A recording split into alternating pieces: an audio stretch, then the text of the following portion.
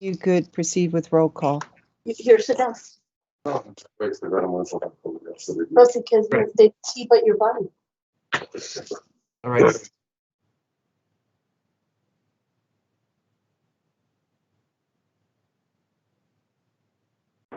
Okay, great. Sorry, good morning. This is Eduardo here. Marisol has muted everybody. And so please unmute your microphones when it's time for you to respond to roll call. As always, we're going to start with chair and vice chair and then go by alphabetical order. So starting with Chair Lynn Ortega. Present. Vice Chair Walter Miller. Good morning, President. Thank you. Mayor Antonio Araujo. Mayor Ivy Avalos. Good morning, present. Thank you. Senator Cesar Blanco. Senator Blanco. Okay. New Mexico State Senator Joseph Cervantes. Okay. Trent Doolittle. Good morning, present. Thank you. Representative Art Fierro. Good morning, present. Thank you. Representative Mary Gonzalez. Representative Mary Gonzalez. All right. City Manager Tommy Gonzalez. Okay. Representative Cassandra Hernandez. Good morning, present. Thank you. Good morning. Eduardo Hernandez. Eduardo, Tommy Gonzalez. I think I was logging in while you were probably calling my name. I'm here. Great. Thank you. I get my burrito out of the way. I'm sorry, Yvette Hernandez. Good morning, Yvette Hernandez, present. Thank you. County Commissioner Ileana Holguin. Present. Representative Raimundo Lara. Okay. Mayor Oscar Leeser. Here. Good morning, everyone. Thank you. Mayor Manuel Leos. Good morning, present. Thank you. Representative Ceci Lizarraga. Present. Good morning. Morning. Chuck McMahon. Good morning, present. Thank you. Representative Joe Moody. Present. Thank you. Alderman Esteban Olivas. Okay. Representative Claudia Ordaz Perez. Okay. Norma Palacios. Morning, present. Thank you. Mayor Javier Perea. Morning, present. Thank you. Representative Henry Rivera. Here, present. Thank you. Sam Rodriguez. Present. Thank you. Mayor Benjamin Romero. Right. Judge Ricardo Samaniego. Buenos días, present. Thank Pues. you. Ellen Smythe. Present. Thank you. Tomás Treviño. Good morning, present. And Mayor Diana Trujillo. All right, so we do have a quorum, Madam Chair. Thank you. Good morning to everybody and buenos dias, Judge Samaniego. At this time would be any public comment. Is there anybody that is signed up for public comment? No, Madam Chair, Go Madam Chair, ahead. this is Mayor Trujillo. I just came in, sorry. Okay, could you please counter? yes. Absolutely. Thank Yeah, same here. This is Senator Blanco. Great. Thank you. All right, thank you. So do we have anybody signed up for public comment? No, ma'am, there's no public comments. All right, then we can go ahead and move forward on the agenda, which item 2 minutes of the July 23rd meeting. Is there a motion to approve? Motion to approve, Madam Rivera. Second. Thank you. There is a motion to approve with a second. Are there any Is there any discussion on the bylaws? Excuse me, on the minutes? Okay, hearing none, is there anyone not in favor of the motion to approve the minutes? Come on over there. Hearing none, the motion to approve passes. Now we can move on to item number 2 on the agenda. Madam Chair, I believe Senator Blanco has his hands raised. My Senator? apologies. My apologies. That's I had it raised because I wasn't counted present, but I'm present. So thank you. All right, thank you, Senator. Item 2 then on the agenda. Okay, Eduardo? item number 2 is to discussion and action to authorize the executive director to sign task order number 6 pursuant to the terms and conditions of the interlocal MPO cooperation agreement entered into between the El Paso MPO and the University of Texas at El Paso on July 22nd of 2020. The executive director is further authorized to make all other actions necessary to execute task order number 6. Pursuant to task order number 6, UTEP will provide the El Paso MPO with data collection and analysis services related to the congestion management process, CMP, in an amount not to exceed $11,213 in fiscal year 2022.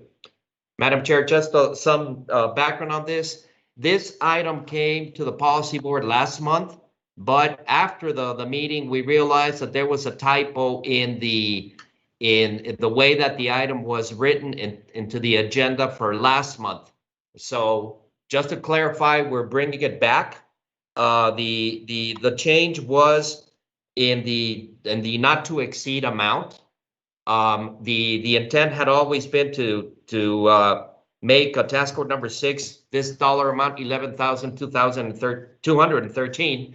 Last month it read in an amount not to exceed about $6,000. So it's a change. The difference is $5,000. I mean, the dollar amount is still relatively small, but we wanted to make sure that this item was cleaned up. Thank you, Eduardo. Are there any questions? If not, is there a motion to approve and or consider agenda item number 2? Motion to approve, Rivera. A second? Second, Olvin. Thank you. There is a motion to approve with a second. And again, are there any questions? Seeing none. And Eduardo, if you see anything that anybody's hand raised on the chat, if I can't see it, please let me know. Is there anyone not in favor of the motion? Hearing none, the motion to approve is passed. We can now move on to items, and I believe the next items are all together, which would be item 3. And Eduardo, do you want to take them separately? I believe so. I'll go ahead and read item 3 into the record, and then I'll do item 4. But we have Greg McNichol, the chair of the TPAC, doing the quick presentation. So I'll go ahead and read the item 3 first. So Go these ahead. are discussion and action to approve recommendations from the Transportation Project Advisory Committee. Item 3, amend the Destino 2045 Metropolitan Transportation Plan, MTP, and amend the Destino 2045 MTP to program the Transportation Alternative Set-Aside TASA projects using TASA funds in fiscal years 2021 through 2045 as grouped projects. Chairman Nichol. Good morning. Greg McNichol, chairman of the TPAC, and I wanted to, like mentioned earlier, all 3 items, 3, 4, and 5 are tied together. I know we took them as 3 separate votes just to clarify their approvals. What is happening here is that with these items, we're going to be moving the TASA or Transportation Set-Aside projects from the STIP and TIP into a grouped category, which will speed them up, simplify and speed them up in their processes. We will still continue to do a call for projects. The TPAC, will then also rank them and review and rank them and then present them for final consideration to the TPB board. Once they're approved by the TPB board, they would then be allowed to move forward without requiring a STIP or TIP amendments. this is probably one of the best things that can happen, because it will really speed up the project. There's been long delays, and many times many of the projects in the past have had to move from one fiscal year to the next because of delays that took just in getting TIP and STIP approvals done. To get an idea of what group projects are, if you go to your item number 4, it does have some backup there and lists this one in it as a new one formally in the documents. But it does with preliminary engineering, preventive maintenance projects, bridge replacements, and things like this. So this one is one that the TPAC is highly recommending for approval to the TPB. And I know that Eduardo's ready to answer more questions if there are any.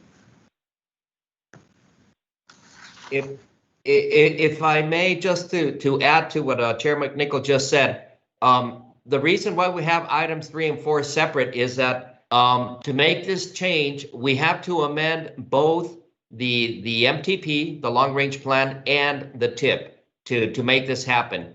So item 3 is amending the plan, where basically we are just putting a line item in the plan covering all the years of the life of the plan. In a similar way like we do with safety projects and rehabilitation and maintenance projects. You don't see those coming individually to the policy board for programming individually. These are grouped. So item 3 is the MTP, item 4 will be the TIP, and then finally in item 5 we will adjust the individual projects, so now they become grouped. So with that, we're open to answer any questions, or move forward with item 3. Are there any questions? And Eduardo, I'm not sure I heard, but this is a process that is permitted under the federal guidelines, and it's actually done for the purpose of making things easier, as Chairman Nichols pointed out, to be able to move the projects faster. Is that correct? Absolutely right. It all started with the Federal Highway Administration, giving the green light to all NPOs to make this change, and then we got the green light also from TxDOT, and now we're implementing this. But yeah, I mean, like Chair McNichol said, the project development process doesn't change. The only thing that changes here is having to program these projects individually in the TIP-STIP. And it's happened in many times that in order for the project to move forward, they have to wait on the MPO action, amending the TIP and going through the quarterly STIP revision, and a lot of precious time is lost. So this is going to save a lot of time, just cutting on the administrative, the bureaucratic part of it. Thank you, Eduardo. I see a hand up, Walter Miller. Good morning. Thank you. And unless there's other discussion, I believe the intent of this is to approve these individually. So I would move to approve item 3. And I believe that you are correct. Eduardo, is that you want each one voted on separately? Yes, ma'am. And when we get to item 5, are you going to need it to be voted separately again, 5A, et cetera, or jointly? Jointly, actually, items 5A through G are related to this item. Items H and I are separate, so when it comes time, we'll ask for approval together from items 5A through G. All right, thank you. Alderman Miller, thank you for your motion to approve item 3. Is there a second on that? Second, Holguin. Okay. Having a motion and a second, are there any other questions with regard specifically to item 3 on the agenda? Hearing none, anyone not in favor of the motion? Hearing none, the motion is approved. We can now move on then to item 4. Is there a motion on item 4? Madam Chair, let me read the item into the record, please, before we go on that. So item 4 is to amend the Destino 2019 to 2023 Transportation Improvement Program TIP and Destino 2021-2024 TIP to approve the updated table for group projects categories to include transportation alternatives set aside TASA program projects. Okay, since you've read it back into the record, are there any questions on item 4? Hearing none, is there a motion to approve item 4 on the agenda? Motion to approve. Rivera. Motion to approve. Okay, I Second, just Blanco. heard, okay, so motion to approve by Representative Rivera and seconded by Senator Blanco. Any further discussion? Anyone not in favor of the motion? Motion to approve, the motion is approved. Now, going on to item 5A through G, do you want to read those into the record? Yes, I'll do that. Item 5 is to amend the Destino 2045 Metropolitan Transportation Plan, MTP, amended Destino 2045 MTP, Destino 2019 to 2023 Transportation Improvement Program TIP, and Destino 2021-2024 TIP 2A. Deprogram the Playa Drain Shared Use Path, Whittier to Elvin 2021 project using TASA funds in fiscal year 21. B, deprogram the Passmore Road Shared Use Path project using TASA funds in fiscal year 2022. C, deprogram the Isleta Middle School SRTS project using TASA TxDOT funds in fiscal year 2022. Deprogram the Tornillo South Sidewalks /SUP project using TASA TxDOT funds in fiscal year 2022. E, deprogram the Tornillo North Sidewalks SUP project using TASA TxDOT funds in fiscal year 2022. F, deprogram the PDN Trail McGoffin Shared Use Path 2023 project using TASA funds in fiscal year 2023. And G, deprogram the Playa Drain Shared Use Path Padilla to Zaragoza 2024 project using TASA funds in fiscal year 2024. I do not see any hands raised. Does anybody have any questions? Madam Chair, this is Eva Hernandez. I just want clarification. Really excited to hear that by grouping these, we have flexibility with our scheduling, but want to make sure that 5A Playa Drain Whittier to Elvin is not impacted since this is in fiscal 2021, that there will be no unforeseen delays on this project? Right. I mean, the project is still programmed as a group project, so you know there should not be any delays directly from this change. Any other questions? I don't see any other questions. So at this time, is there anyone who is not in favor of the motion? Hearing none, the motion. We have to make Yes. a motion, don't we? We didn't have a motion, do we? We don't have a motion. Oh, I'm sorry. Okay, Motion. that's correct. It Motion was to just approve. read. Is there a motion to approve? Yes, ma'am. Is there, that was Mayor Leeser? Yes, ma'am. Second. Second, is there a second? Second, Rivera. Thank you. There is now. Excuse me, Chair, and Mayor. Are we still just doing items A through G, or are we including H and J here? No, we're not including H and J. The H and I, that is going to be separate. Right now, the motion to approve, to make it clear, is for item 5A through G. Thank you. Is that correct by the persons that made the motion? Yes, ma'am. All right. Yes, ma'am. Okay. All right. So are there any questions on those specific items that are getting approved under agenda item number 5? Hearing none, is there anyone not in favor of the motion? The motion is approved. And so now, Eduardo, we could go on to item 5H. Madam Chair, items H and I are related, but I believe, and Chair, correct me if I'm wrong, Chair McNichol, the TPAC took them separately, right? We did, just Okay. because they were listed separately. Okay, so I'll read both into the item, and if you want to take over for discussion, Chair McNichol. So item H is to program the ITS infrastructure at Zaragoza and Bogota International Ports of Entry on system project using 14 million from category 11 BSIF in fiscal year 22 per Rider 44.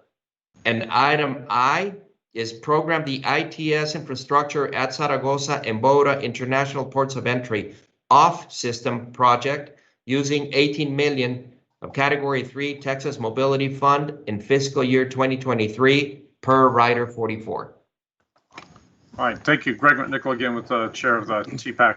This is a project that both these projects are, and the key word here is the Rider 44. It's a new funding source that became available.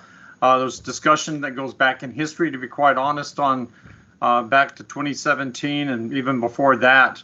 So they needed to clarify that the funding sources on both these items under the Rider 44 rule, which have now happened, and so they're now ready to move forward. And I know Eduardo may have additional assistance there to provide on clarification. Thank you. Not really, just to say that as the items show, the Rider 44 had to be split into the on system and off system. And again, the part of the bureaucracy was to find the adequate funding sources for each. So, but obviously the 14 plus the 18 million make up the $32 million that was originally talked about in Rider 49, which was the one that originally was approved by the legislature back in 17. So with that, we're happy to answer any questions on both of these items. And just to add, this was money that the delegation was successful in obtaining for this community, and it was necessary at the last session in order to change the ability to use the monies as have now been designated. There was it was also done in order to use them for the intent that this community wanted. So these were monies that the delegation was successful 2 sessions ago and needed to make some changes this last session. At this time, I see nobody's hand that is raised, so I would start by entertaining a motion on 5H, since you want to take them separately, to approve item 5H on our agenda. Is there a motion? Move to approve. Second, Mrs. Miller. Okay. Any discussion? Seeing none, anyone who is not in favor of the motion? The motion is approved. Now we can move on then to 5I on the agenda. Is there a motion to approve this item? Motion to approve, Rivera. Thank you. Is there a second? Second, Holguín. Okay. Any questions? Anyone not in favor of the motion to approve? Seeing no hands, the motion is approved, and now we can move on to reports and discussion on these reports. I would ask for a motion to delete item number 10 under reports, in that at this time it's not really it's not necessary to have any discussion.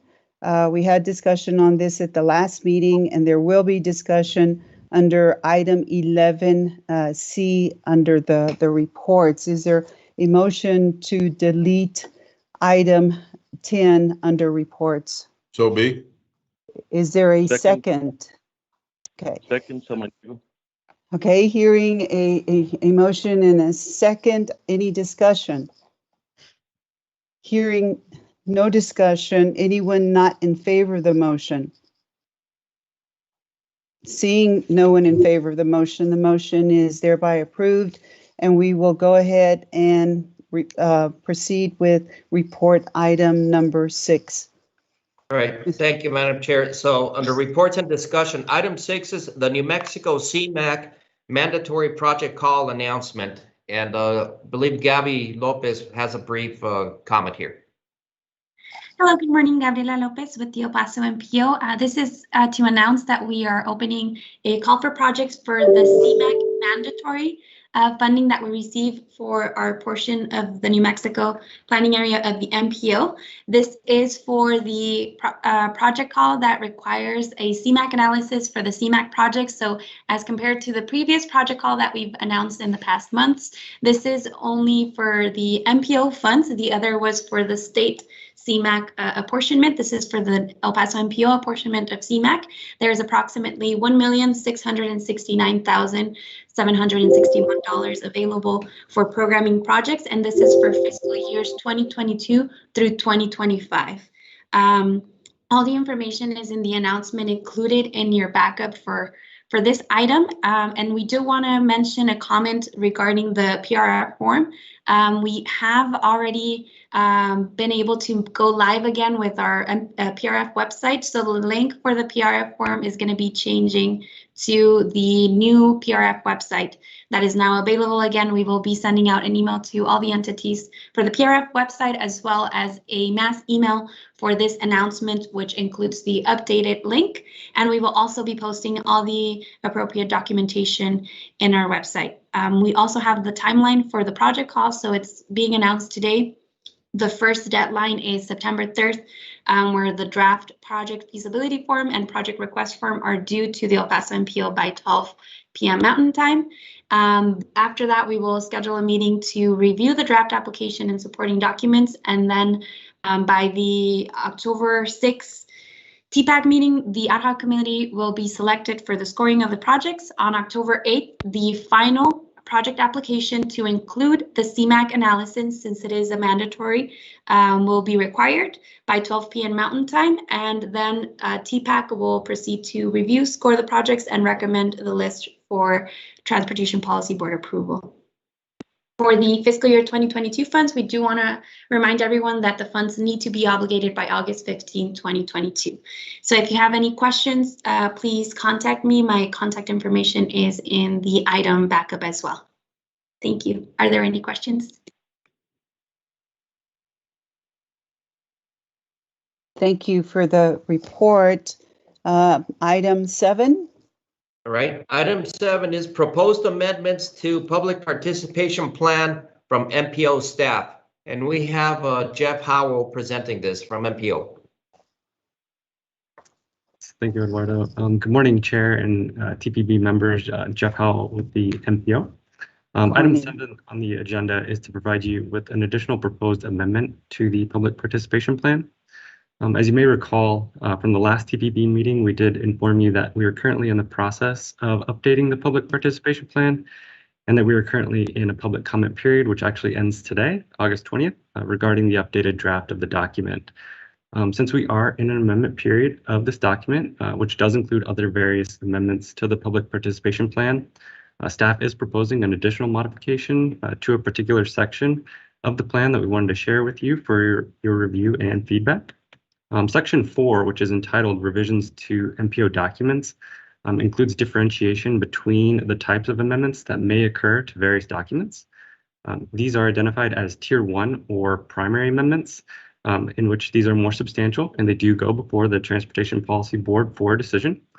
Tier 2 or secondary amendments, on the other hand, are more minor and are administrative modifications that do not go before the board, followed by Tier 3, which are grammatical errors or format modifications to the documents, which also do not require formal approval.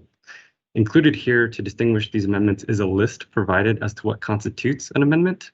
While this list is not exhaustive, there is a final bullet point that may be seen as vague, with only reading major or minor in the case of Tier 2 amendments to project or project phase initiation dates. However, there is no definition as to what constitutes major or minor. So also, as part of an external training session with TxDOT, we did receive additional information regarding how they interpret the classification of changes to the statewide Transportation Improvement Program, or the STIP. So in an effort to improve our processes with regards to amendments, especially for those projects falling within the Transportation Improvement Program, or TIP, which may also help in terms of project timelines, better align amendment processes with other entities, And to add some further clarification, we are proposing the following text to be added to the final bullet points of both Tier 1 and Tier 2 amendment sections. You'll see that identified in the backup by the red text for this item. So to explain that, within Tier 1, which again are the primary amendments and go before the TPB, the last bullet in this text includes, but is not limited to, would be updated to read major changes to project and project phase initiation dates. A major change is considered moving a project into or out of the first 4 fiscal years of a TIP as allowed by funding categories. While the Tier 2 secondary amendments are administrative, would be updated to read in the last bullet, minor changes to project and project phase initiation dates. A minor change is considered moving project's funds to another fiscal year, provided they are not being moved into or out of the first 4 fiscal years of a TIP as allowed by funding categories. So in general, the text is basically saying that if you are to move project funding within the window of the first 4 fiscal years of a TIP, it would be administrative. While if you were to move that funding outside of this initial first 4-year window, it would be a major change and therefore needs to go before the policy board for approval. The reason for this text to be included in both tiers is to make it more clear as to where a particular situation may fall. Also, it's worth noting that these changes in project funding year would ultimately be reflected in both the TIP and the MPP documents since they are related to one another. As I mentioned at the beginning of this item, we wanted to get your feedback on this proposed amendment before the draft of the updated public participation plan is brought forward again to the TPB after the public comment period is over. So we may be able to add it to any other proposed updates along with addressing any other public comments received. And so this concludes my presentation. I'd be happy to answer any questions or to hear if you have any feedback on the proposed language. Thank you. It doesn't appear that there are any questions or a hand that, oh, there is Mr. Miller has just raised his hand. Go ahead. Thank you, Chair. So if I understand this right, all this does is give the MPO more flexibility in adjusting small adjustments in schedule. Is that correct? That is correct. Basically, what it says is that if a project is already in the TIP and it has to move from one year to another within the TIP years, that change is now considered a minor amendment and it can be done administratively. Now, if a project drops from the TIP or we want to add a new project to the TIP, that requires a formal amendment and revision. Let me just add that this is also consistent with the way that TxDOT manages their own, when they have to make changes also to their projects. And so it's another way of simplifying the process. We feel very comfortable doing this because, now that projects are really moving forward and with project development activities and everybody, all the partners and stakeholders here locally are working really hard and making sure that projects move forward. So we see no reason to bring every time that it has to change from one year to another within the TIP years, have to bring it back for formal revisions. And I applaud the effort to add the flexibility and for the process. One small question is, in doing this administratively, what is the input from the sponsoring agency, or how do you account for the input from the sponsoring agency? Not sure I understand the question, but when a project, when we receive the request to move a project from one year to another, it basically would be a legitimate request.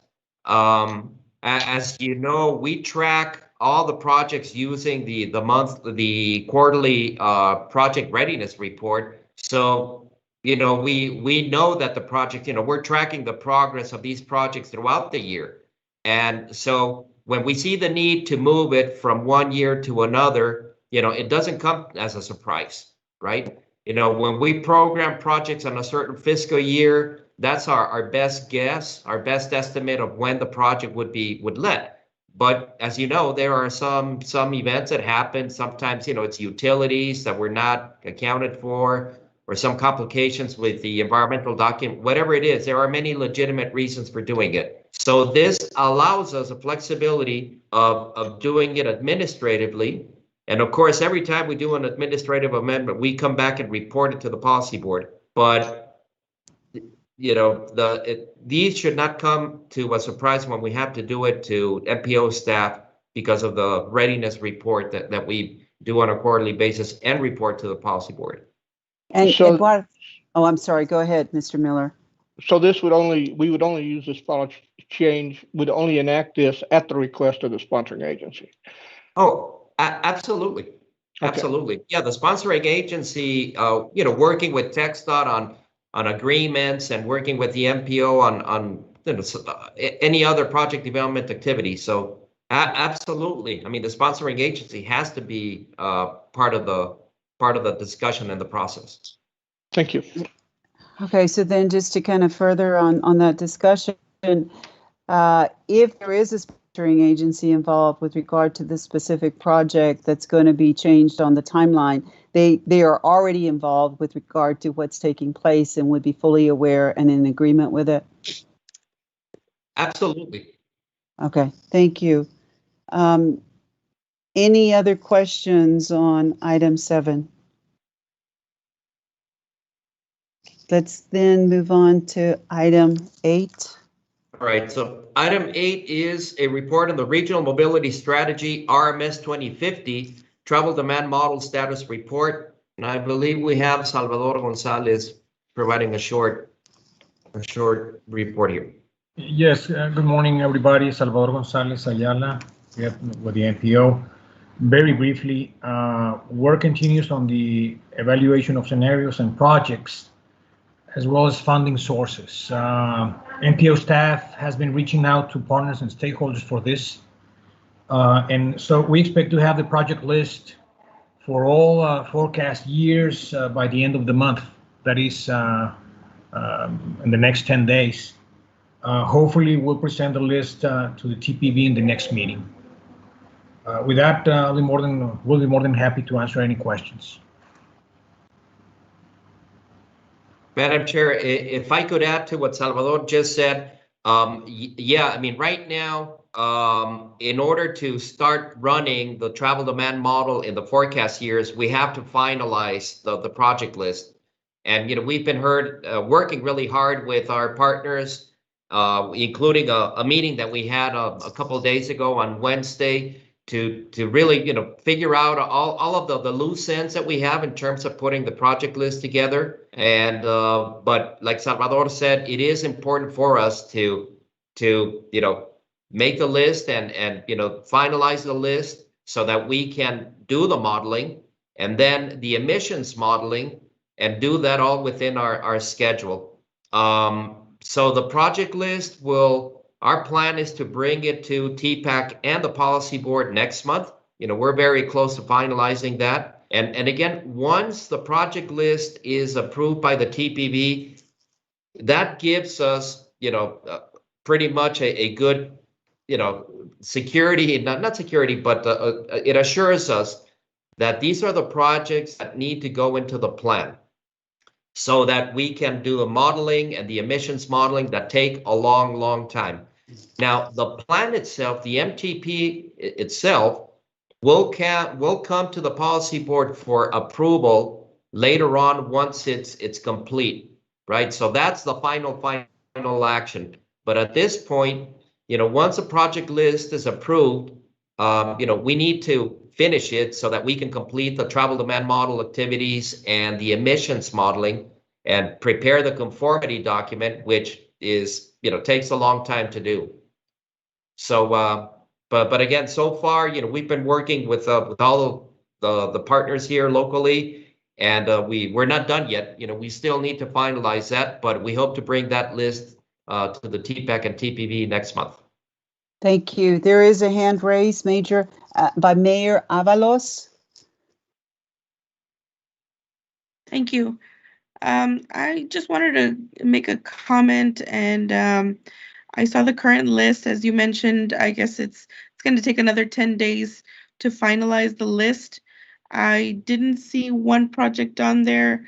I'm not sure if you do have it. It's the North Loop widening Phase 8 from Horizon to FM 1110, and I just wanted to ask for a place on the list to put that on there. And I'm not sure if it's gonna be on there in the next 10 days. All right, Mayor Avalos, that North Loop is a state facility, FM 76, I believe. And I really don't know if there's been discussions between the city of Socorro and, TxDOT, the district, because that would be a project that is submitted to the MPO through TxDOT, again, because North Loop is a state facility. So, we'll be happy to check with the district staff. I don't believe the Tomas Trevino, I don't believe you are to that level of detail yet, but we'll be happy to check that and get back to you, Mayor Avalos. Okay, thank you. I'd appreciate that. Thank you. Another hand up, Raul Ortega. It's actually me, Madam Chair. I'd be happy to meet with Mayor Avalos and talk about her project. So I'll reach out to you offline and we can talk about it. Thank you. That's perfect. I'll put my email on the comment section. Okay. Thank you, Tomas. Thank you. Any other hands? Okay, I don't see any other hands raised, so we can now move on to report number 9. Okay, so item 9 is a Regional Mobility Strategy RMS 2020 Project Development Status Report. This is again the monthly report that we provide to you all. This one reflects pretty much all of the work that has been done through fiscal year 21, and I'm very happy to report that all of the projects that were originally scheduled for fiscal year 21 did let on time. So there were several projects from local governments, including with the City of El Paso, CBD4, and Rojas Drive. Well, you see them there on the list, the ones that have the CSJ in gray.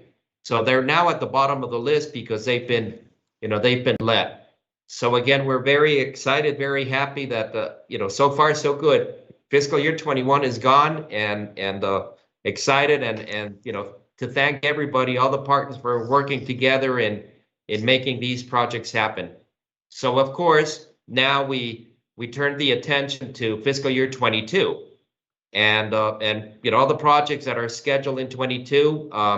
Everybody's working hard to get them done. And there may be one or two that will need a little more time to develop. But again, these are issues that come up unforeseen. But again, I'm very excited to see everybody working together, the local governments with TxDOT and getting the agreements or getting the reviews of preliminary engineering or final engineering and et cetera, et cetera. So with that, I'm happy to answer any questions or if you all have any comments. Okay, Eduardo, it doesn't seem like there are any questions, so we would now move on to your reports under item number 11A through D. So I'll read all four. Executive Director's Report. A, El Paso MPO new website. B, Texas Freight Advisory Committee meeting on August 24th. C, Texas Transportation Commission meeting on August 31st.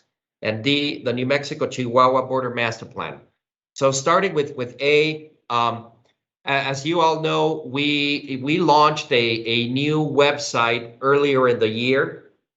We've been working with our provider and MPO staff working very hard in improving it and adding it and working out all the issues and all that. And we feel pretty good at this point that the MPO website is operational and complete. And we are asking board members and TPAC members and the public in general to go in, look at it, work on it, navigate, and let us know. We would love to hear feedback from anybody and everybody on how to improve the website.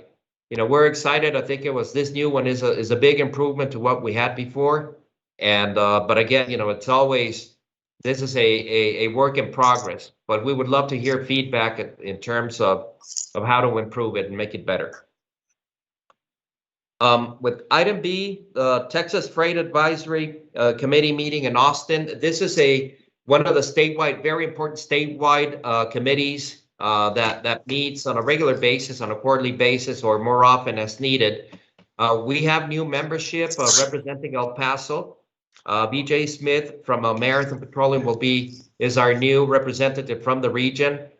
And I will be attending that meeting as a member of the public, but I've been invited also on one of the items for this meeting to be on a panel to present the Texas Mexico border master plan that was completed earlier this year, make a presentation to the Freight Advisory Committee on that. So when this happens next Tuesday, so at the next meeting, I'll make a report on how this went.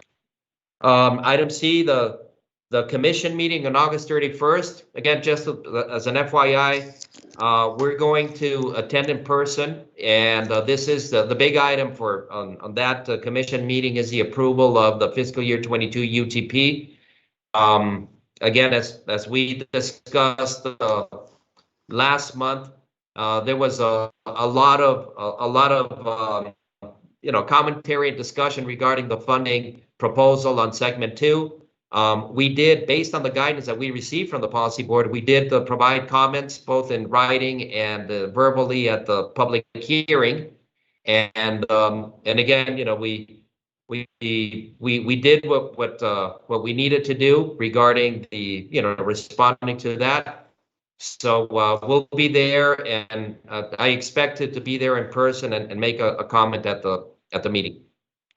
And finally, the New Mexico-Chihuahua Border Master Plan. Yesterday, we were invited to the last meeting, the final meeting involving all the stakeholders and all that to complete this plan. Again, it's a great effort. Looking at the border master plan between the state of Chihuahua and the state of New Mexico.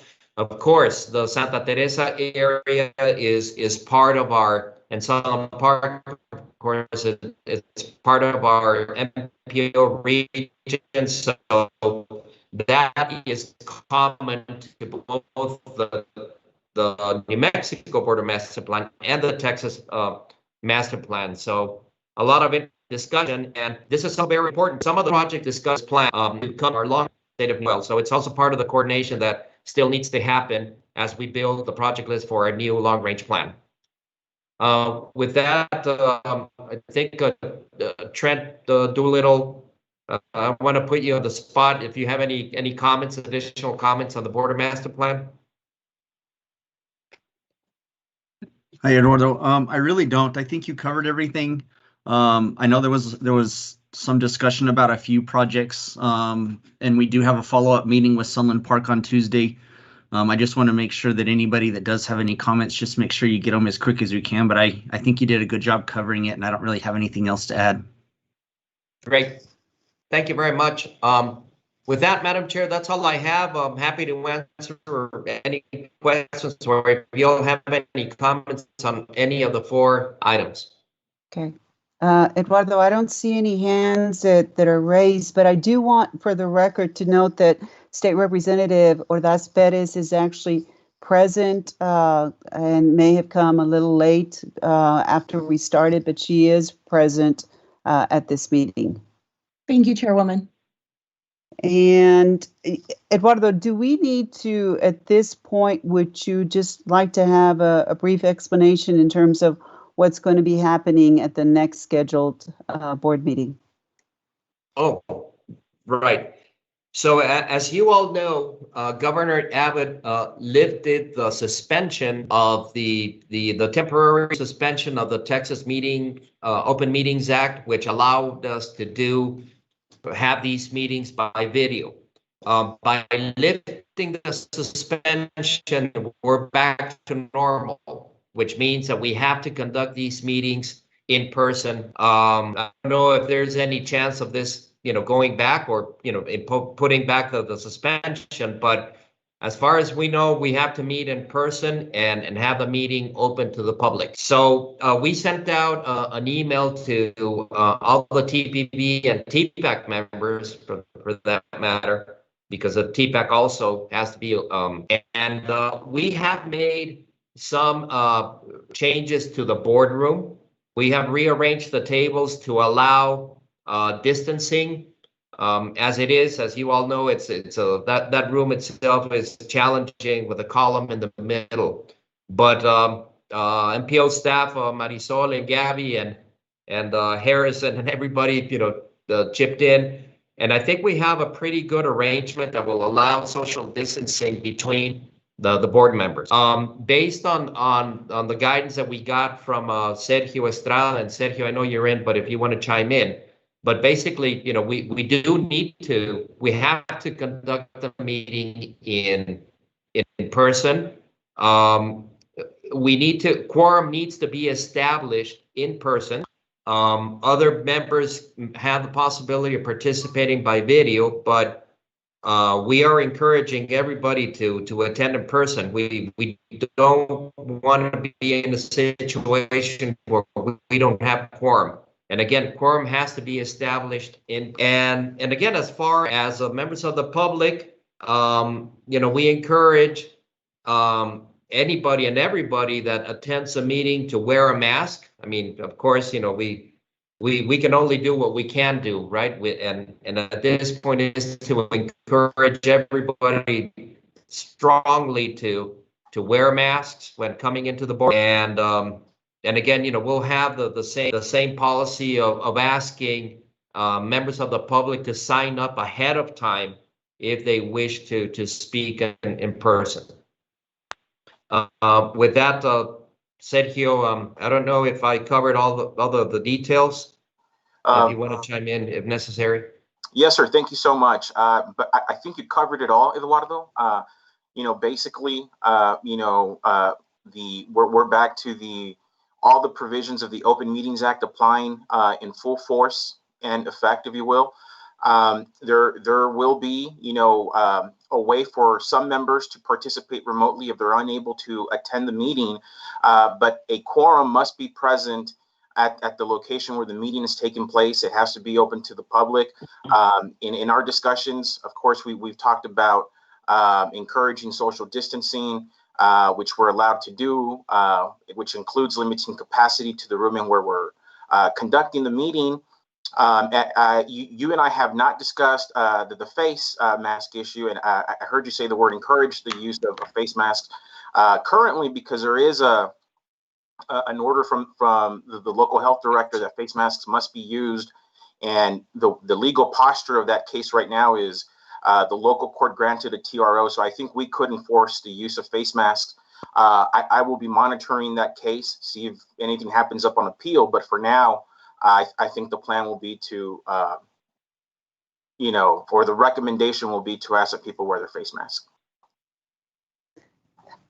Thank you, Sergio. And yes, there is the local order is controlling right now, and it does require the use of face mask or face coverings. There are several people that have raised their hand. First one was our Senator Blanco. If you could proceed, please. Thank you, Madam Chair. I just want to note that the legislators will likely be in another special session. So I think we need to keep that in mind when we're trying to make quorum, that all of us will likely be in Austin. Okay, thank you. Next hand that was raised was City Representative Lizárraga. Thank you, Madam Chairman. My question is, I guess, Sergio, do you know how many people need to be in attendance to establish the quorum in person? Have you figured out how many members that would be? I haven't. I'm sure Eduardo and Marisol are usually the ones that, Right. Yeah. Quorum is always at 16. We have 16? 30 board members and we need 50% plus one. So it's 16. Okay, and so what?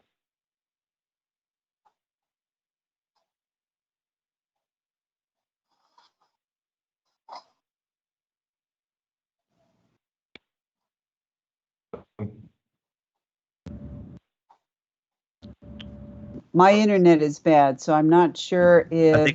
I think she froze, ma'am. Okay, she froze. Okay, I thought it was my internet. Okay, Representative Lizarraga, we'll come back to you if there's anything else you want to ask. The next person is Mr. Doolittle. Trent. Thank you, Madam Chair. I just want to, I'm sure you all are aware that sometimes the direction between Texas and New Mexico is quite different. Right now, New Mexico state employees are required to wear a mask anytime we're on productive time. I only share this because, I also have representatives who sit on the subcommittee, so there may be times or direction where we can't participate in person, but I'll be sure to communicate that with MPO staff beforehand. I just would ask that, Madam Chair, you'll recognize and the subcommittees will recognize that New Mexico direction specifically to state employees might be different than the rest of the board and committees. Thank you, Madam Chair. Thank you. I also see now Representative Rivera. Madam Chair, I'm sorry to interrupt. I got kicked off. Oh, I couldn't finish. Okay.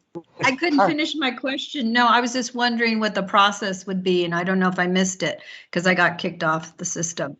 Go ahead, Ms. Go ahead, Representative Lizarraga. Go ahead. I'm sorry to interrupt. Yeah, I got kicked off of the meeting for a minute. So, Sergio or Eduardo, do you want to answer that question as to what the process would be? Is what I heard. right, to submit, if we know that we're going to be, out of town, for example, what's the process? Do we send Eduardo an email saying that we're requesting to meet virtually? I would highly encourage every TPB member, if they think they will not be able to attend the meeting in person, to let Eduardo know as soon as you are aware of that, so that he can plan accordingly. If it gets to the point where there's no doubt that there will not be a quorum in present, then he will then, communicate that to the chairwoman, and a decision will be made as to whether or not we should even have a meeting. But there is no ambiguity in the fact that a quorum must be present in person at the meeting location in order for the meeting to proceed. And if I can add to that, I think it's important that those that can be present, if that's what's going to take place at the next meeting, that they advise the MPO when those emails are sent out by Marisol, whether they can attend in person. So that gives us a better idea as to whether we are going to have 16 persons in person for the meeting so that we can meet the quorum requirements. I see another hand raised, Mayor Leeser. I think you were going to let. Oh, I'm sorry, Representative Rivera. I've got one. Thank you, ma'am. Thank you, Madam Chair.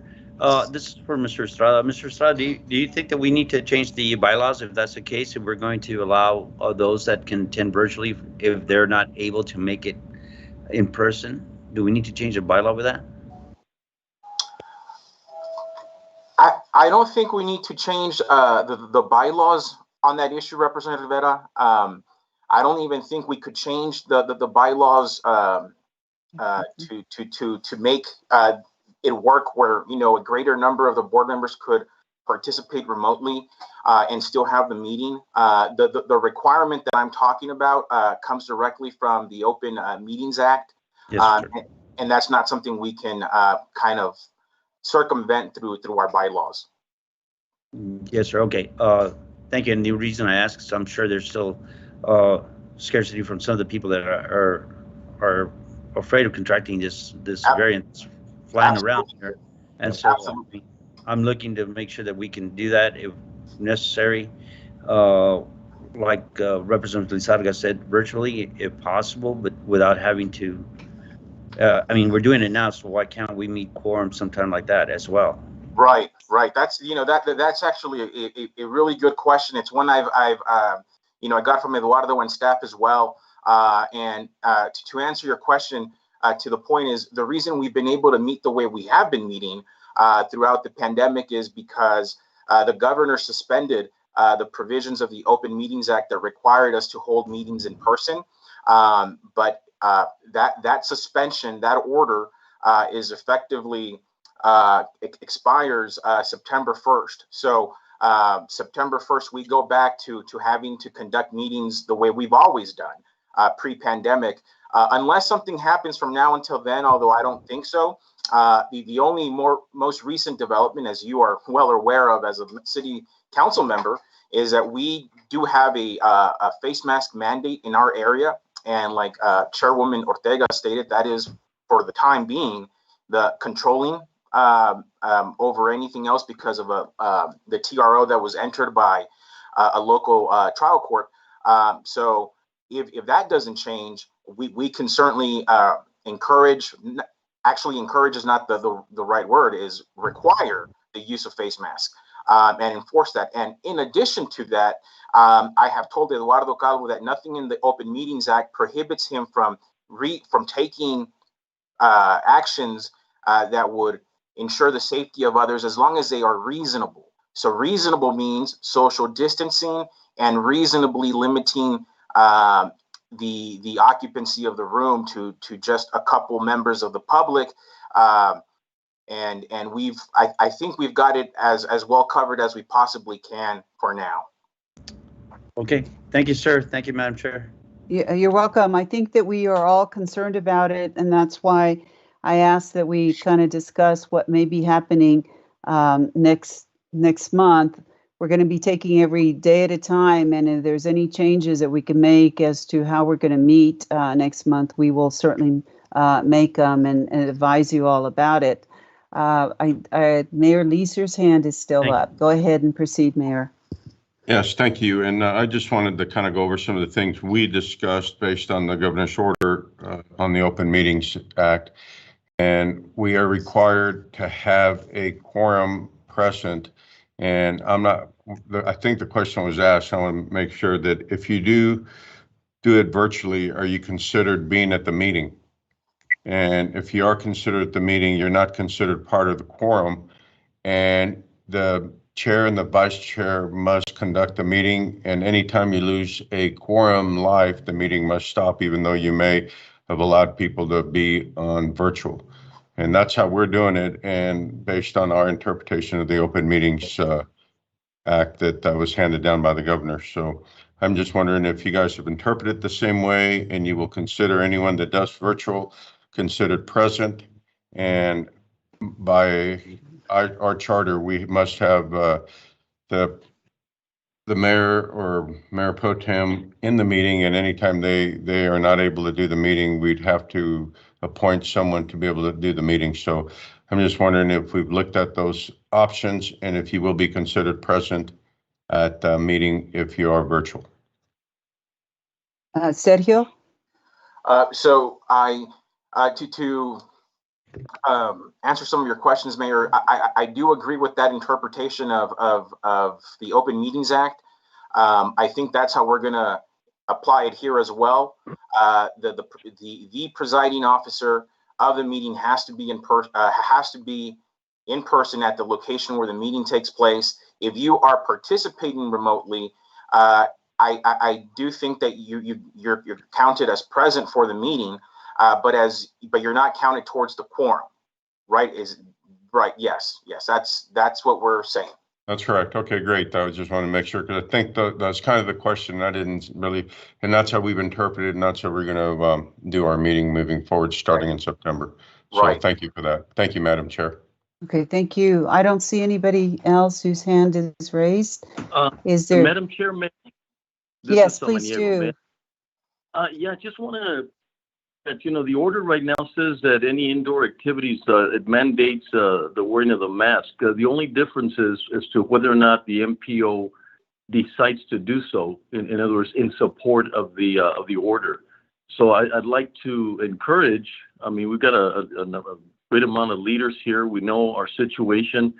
Our children's hospital is now, there's a potential of an increase. There's been almost 1,200 children a day throughout the United States with children going into COVID hospitals. Not severe, thank God. No deaths at this time. But so I just want to show, that the leadership does take on that role, because people have flexibility. It's hard to enforce. There's really, all you can do is tell people that it's mandated, and there's nothing we can do after that. But I would encourage the MPO to say that it is mandated based on the order of Dr. Ocaranza, and you would be in alignment. I just consulted with legal as to whether or not it would be mandated this time, and it is. And so just want to make those comments, and then you'll make that determination. But I would really encourage that we support. At this point, we're doing very well. Thank God for all the vaccinations and the support from the mayor and the city working together. We're highly vaccinated, and that's what's keeping us from that. But we also have breakthroughs and people that are getting COVID that have been vaccinated, and obviously the culprit is not wearing the mask when you're in close proximity. So anyway, those are my comments. I really appreciate the support for mayor and myself that we have these type of actions to show the community that we're serious about these orders. So thank you. Thank you, Judge. And we really do appreciate what you and the mayor have done with regard to that. And we're hoping that ultimately that the courts uphold it. We know that now and potentially is going to the Court of Appeals. So we sincerely appreciate what you're doing for this community. I see no other hands being raised. So at this Madam point, Chair, can I just add a comment to that? And thank you for that. And I apologize, I was trying to hit the hand there, but I missed it. Go ahead. The Texas Supreme Court yesterday upheld the ruling that allows the school districts to continue to mandate masks, which I think that was a really big ruling that came down yesterday to support what has been going on, not only in El Paso, but through the whole state of Texas. So that was really huge. So they overturned the governor at this point and said that they would continue to mandate masks. So that was really good. Yes, it was. Totally agree. Thank you. Anybody else? Okay. Seeing none at this time, then I would entertain a motion to adjourn. So be. Is there a second? Second. Anybody not in favor? Hearing none, motion to adjourn is approved. Thank you. Thank you all for being present. Thank you. Thank you. Thank you, everybody.